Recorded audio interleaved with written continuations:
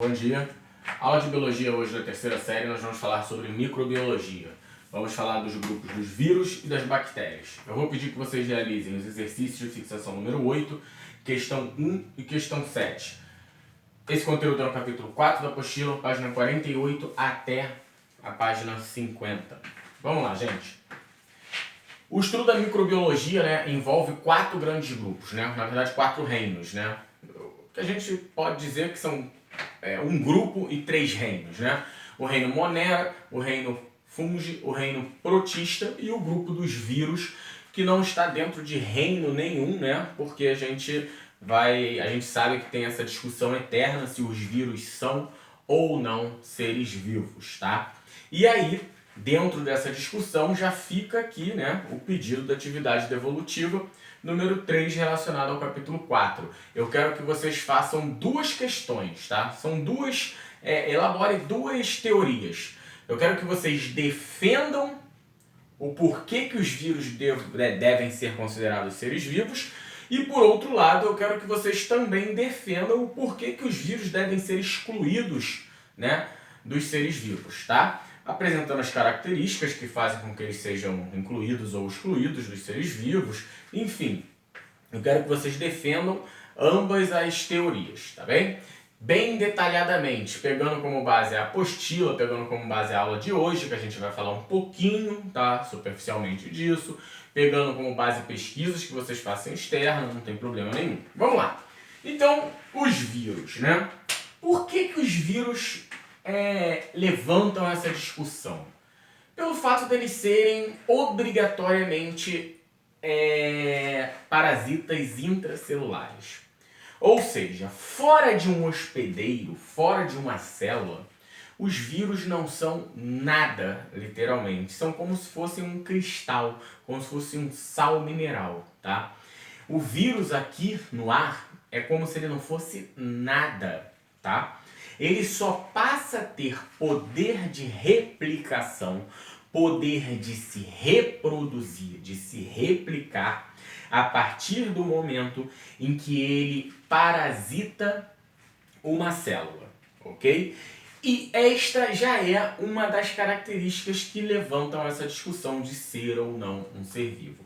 Eles não têm um metabolismo próprio, podemos dizer assim.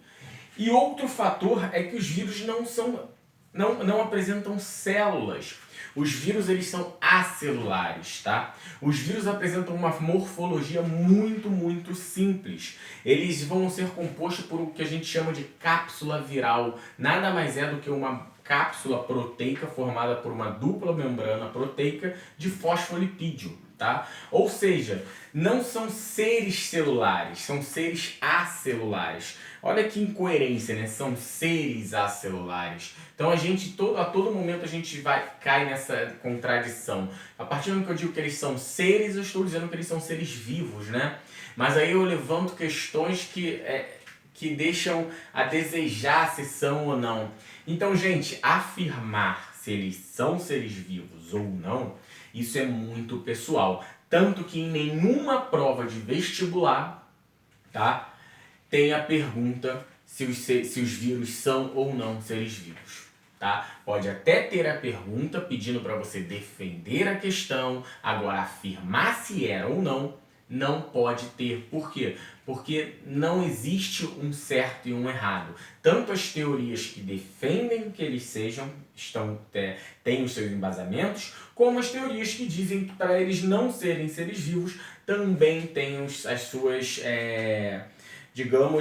estão bem elaboradas. Então, é muito complicado discutir sobre isso. A minha opinião como biólogo, a minha opinião como pesquisador que eu sou, eu considero um ser vivo. No laboratório onde eu trabalho, nós consideramos seres vivos. Só que isso significa que está certo? Não, tá? Significa que quem acha que não é ser vivo está errado? Não, não tem certo, não tem errado, ok? E aí, gente, um dos vírus mais estudados que tem é o bacteriofago, é um vírus, de DNA. Por que eu estou falando que é de DNA? Porque os vírus, ele apresenta material genético, só que nunca DNA e RNA junto. Ou o vírus vai ser de RNA ou vai ser de DNA. E aí ele vai atacar o hospedeiro replicando o seu material genético junto com o material genético do hospedeiro e fazendo cópias do seu próprio material genético. Tá? Por exemplo, esse vírus que nós estamos vivenciando agora nessa pandemia, o coronavírus, a Covid-19, é um vírus de RNA. Tá? Já o bacteriofago, que é um dos vírus mais estudados, ele é de DNA. Tá? Por que bacteriofago esse nome? Porque ele ataca bactérias, né? E aí ele é muito fácil de ser estudado. E aí, conforme o estudo dos bacteriofagos, nós descobrimos que existem dois ciclos virais. O ciclo lítico e o ciclo lisogênico, que serve para todos os tipos virais.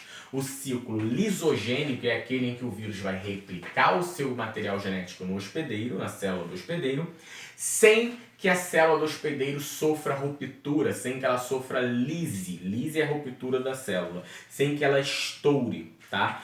Já o ciclo lítico é aquele em que ele vai replicar o seu material genético fazendo a lise da célula, a ruptura da célula. Ou seja, é uma replicação, é uma reprodução viral muito mais agressiva, podemos dizer assim. Porém, não é tão interessante para o vírus, porque se ela é mais agressiva, ela mata a célula hospedeira. Logo, ela mata o hospedeiro. Então, ela tem menos tempo para se replicar. E isso não é interessante para nenhum tipo de parasita. Conseguiram entender essa questão?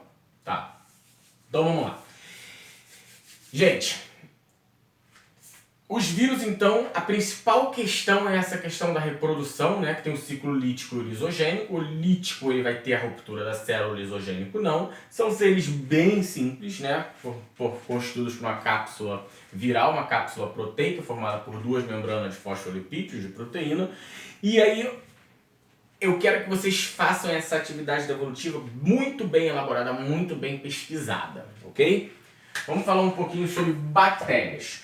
As bactérias já são mais complexas, né? Já são seres, digamos que formados por células, porém por células mais simples, que a gente chama de célula procariótica, ou seja, células que não vão ter várias organelas, a gente já viu isso. E aí as bactérias vão ser divididas em arcae e bactéria. Arcae são aquelas bactérias mais, digamos que vivem em lugares mais restritos, né? São arqueobactérias, lugares com salinidade muito alta, temperatura muito alta, lugares que têm, digamos, muito difíceis de ter vida, ok? Já outros grupos de bactérias, eles apresentam morfologias e fisiologias bem complexas. Podem ser heterotróficos, podem ser autotróficos, como as cianobactérias. Eles podem ter uma respiração aeróbica ou anaeróbica. Podem ser aeróbicos facultativos, se tiver oxigênio eles usam, eles são oportunistas. Se não tiver, eles conseguem ser anaeróbicos, respirar sem oxigênio. Eles são bem, digamos, ecléticos, são bem oportunistas. Tá? São causadores de doenças assim como os vírus, muitas bactérias, porém outras são muito benéficas para o ser humano, inclusive no termo alimentício, ok? Na produção de bebidas, na produção de alimentos, enfim. A sua reprodução é assexuada, porém existe um tipo de reprodução sexuada que é por conjugação, é quando tem troca de material genético ali, digamos, por acidente, a gente pode dizer assim. Esse termo se chama conjugação, mas o mais comum fisiologicamente é a reprodução assexuada, beleza? E aí a gente classifica as bactérias em relação ao seu formato morfológico. Elas podem ser classificadas como cocos, bacilos e espirilos. Os cocos são aquelas esféricas, bacilos são em forma de bastões e os espirilos em forma de helicoidal, em forma de hélice. E aí elas formam colônias, e ao formar colônias elas também podem ser classificadas em diplococos, quando são duas bactérias, né, associadas, estreptococos, que vão formar fileiras de bactérias, né, e estafilococos, que são aquelas que formam ganchos, como se fosse um cacho de uva. Professor, quer dizer então que essas associadas podem causar doenças piores? Isso é contestável, porque nem sempre o tamanho da bactéria ou a associação da colônia vai estar ligada à sua, digamos, agressividade no organismo humano. O que vai estar ligado à agressividade no organismo humano é a espécie da bactéria, tá? Tem bactérias, por exemplo, que vivem no nosso aparelho digestório, no nosso intestino, que nós necessitamos delas. Elas fazem bem para a gente precisa delas na nossa flora intestinal, por exemplo. Por outro lado, nós temos bactérias que vão causar doenças, como o tétano, a cólera, a tuberculose, enfim.